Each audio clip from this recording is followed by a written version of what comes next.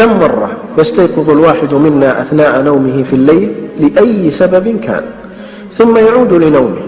في لحظة الاستيقاظ تلك فرصة عظيمة وفضل كبير أخبر عنه النبي صلى الله عليه وسلم. استمع يا رعاك الله لهذا الحديث الصحيح الذي رواه البخاري. يقول الحبيب صلى الله عليه وسلم: من تعار من الليل، أي من استيقظ، فقال: لا إله إلا الله وحده لا شريك له، له الملك وله الحمد وهو على كل شيء قدير، سبحان الله والحمد لله ولا إله إلا الله والله أكبر ولا حول ولا قوة إلا بالله.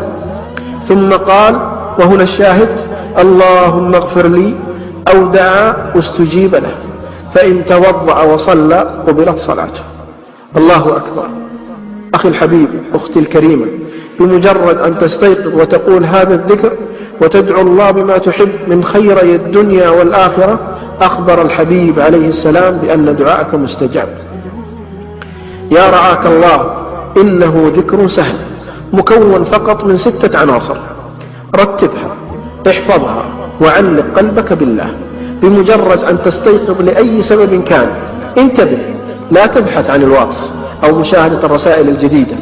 اجعل أول ما يأتي في قلبك وعقلك ولسانك ذكر الله. هذا الذكر وهذا الفضل لا يحتاج إلى وضوء ولا إلى أن تقوم من فراشك.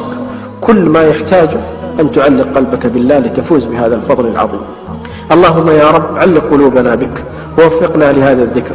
اللهم يا رب من نشر هذا المقطع اجعل له من كل هم فرجا ومن كل ضيق مخرجا، وارزقه من حيث لا يحتسب، واجعله شريكا لنا في الأجر يا رب.